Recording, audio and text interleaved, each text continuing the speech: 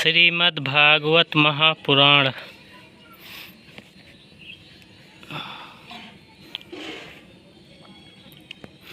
यूँ करने से वह बुद्धिमान दाता जन्म मरण के बंधनों से मुक्त हो जाता है। यह सप्ताह पारायण की विधि सब पापों की निवृत्ति करने वाली है। इसका इस प्रकार ठीक ठीक पालन करने से यह मंगलमय भागवत पुराण अभीष्ट फल प्रदान करता है तथा अर्थ, धर्म, काम और मोक्ष चारों की प्राप्ति का साधन हो जाता है, इसमें संदेह नहीं है। सनकादि कहते हैं, नारद जी, इस प्रकार तुम्हें यह सप्ताह श्रवण की विधि हमने पूरी सुना दी। अब और क्या सुनना चाहते हो? इस श्रीमद् भागवत से भोग और मोक्ष दोनों ही हाथ लग जाते हैं। सूत जी कहते हैं, सौनक जी, यों कहकर महामुनि सनकादि ने एक सप्ताह तक विधि पूर्वक इस सर्व पाप नाशिनी, परम पवित्र तथा भोग और मोक्ष प्रदान करने वाली भागवत कथा का प्रवचन किया। सब प्राणियों ने नियम पूर्वक इसे श्रवण किया। इसके पश्चात उन्होंने विधि पूर्वक भगवान पुरुषोत्तम की स्तुति की। कथा के अंत में ज्ञान, वैराग्य और भक्ति को बड़ी पुष्टि मिली और वे तीनों एकदम तरुण होकर सब जीवों का चित्त अपनी ओर आकर्षित करने लगे। अपना मनोरथ पूरा होने से नारद जी को भी बड़ी प्रसन्नता हुई। उनके सारे शरीर में रोमांच हो आया और वे परमानंद से पूर्ण हो गए। इस प्रकार श्रवण कर भगवान के प्यारे नारद जी हाथ जोड़कर प्रेम गदगद वाणी से सनकादि से कहने लगे। नारद जी ने कहा, मैं धन्य हूँ, आप लोगों ने करुणा करके मुझे बड़ा ही अनुग्रहित किया है। आज मुझे सर्व पापहारी भगवान श्री हरि की ही प्राप्ति हो गई। तपोधनों में श्रीमद् भागवत श्रवण को ही सब धर्मों में श्रेष्ठ मानता हूँ,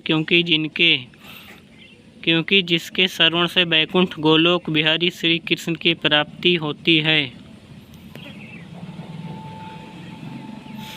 सूत जी कहते हैं, सौनक जी, वैष्णव श्रेष्ठ नारद जी यूँ कह ही रहे थे कि वहाँ घूमते फिरते योगेश्वर सुखदेव जी आ गए। कथा समाप्त होते ही व्यास नंदन श्री सुखदेव जी वहाँ पधारे।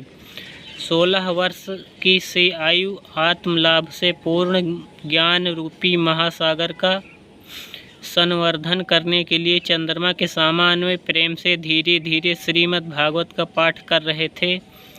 परम तेजस्वी सुखदेव जी को देखकर सारे सभासद झटपट खड़े हो गए और उन्हें एक ऊंचे आसन पर बैठाया। फिर देवर्षि नारद जी ने उनका प्रेम पूर्वक पूजन किया। उन्होंने सुखपूर्वक बैठकर कहा, आप लोग मेरी निर्मल वाणी सुनिए।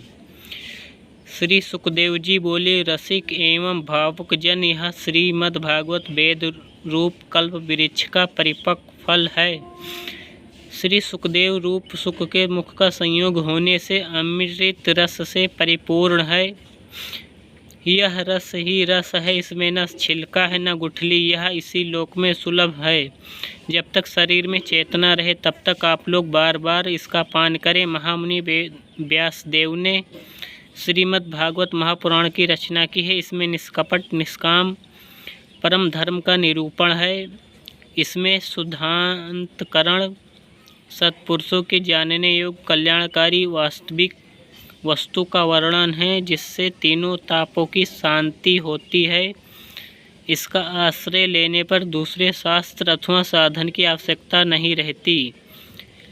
जब कभी पुण्यात्मा पुरुष इसके श्रवण की इच्छा करते हैं, तभी ईश्वर अविलंब उनके हृदय में अवरुद्ध हो जाता है। यह भागवत पुराणों का तिलक और वैष्णवों का धन है।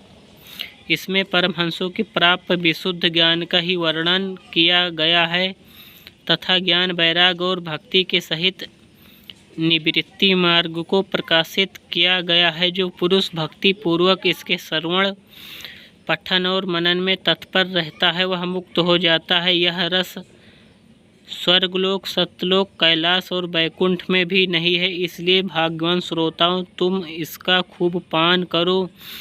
इसे कभी मत छोड़ो।